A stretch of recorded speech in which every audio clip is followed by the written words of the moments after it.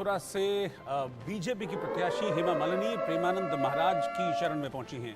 हेमा ने दोनों भाइयों के साथ प्रेमानंद महाराज से मुलाकात की है। प्रेमानंद महाराज जो कि पिछले दिनों बीमार चल रहे थे, एक्ट्रेस हेमा मालिनी के भाई ने भी बाबा के दर्शन किए हैं, जाकर उनसे मुलाकात की है, उनका हालचाल भी जाना है। आरके चक्रवर्ती और आरजे चक्रवर्ती हेमा के दोनों भाई जो उनके साथ मौजूद रहे। इस दौरान हेमा मालिनी ने कहा कि प्रेमानंद महाराज से मिलना सौभाग्य की बात है।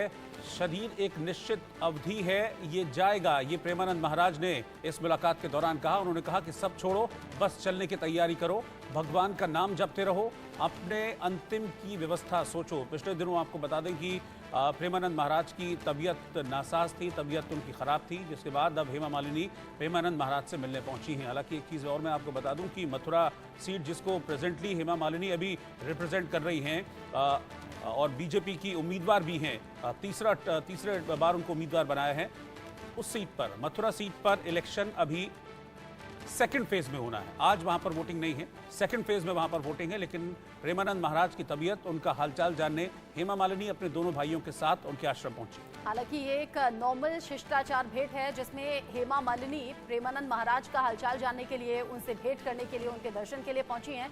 लेकिन चूंकि चुनावी माहौल है और जैसे कि अभी रोहित ने बताया कि मथुरा से तीसरी बार चुनावी मैदान में हैं और लगातार लोगों से जनसंपर्क कर रही हैं, लोगों के बीच पहुंच रही हैं, चुनाव प्रचार कर रही हैं। कभी खेत में फसल काटती हुई, गेहूं काटती हुई वो नजर आ रही थी, महिलाओं के साथ में नजर आ रही थी।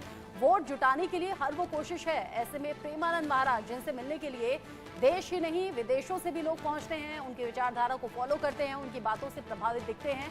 ऐसे में हेमा मालिनी अपने दोनों भाइयों के साथ प्रेमानंद महाराज से मिलने के लिए पहुंची, उनका हालचाल जाना और ये कहा कि प्रेमानंद महाराज का जो दर्शन करना है वो मेरे लिए सौभाग्य की बात है। हेमा के दोनों भाई भी उनके साथ मौजूद थे और प्रेमानंद महाराज ने मुलाकात में कई बातें कही और वही विचारधारा, वही सीख जो वो अपने भक्तों को देते हैं, जो उनसे मिलने के लिए पहुंचते हैं। उन्होंने बताया कि शरीर एक निश्चित अवधि है, ये तो जाएगा ही, सब छोड़ो, बस चलने की तैयारी करो, यानी कि कर्म करो, फल की इच्छा मत करो। इस तरह का विचार इन बातों में नजर आया।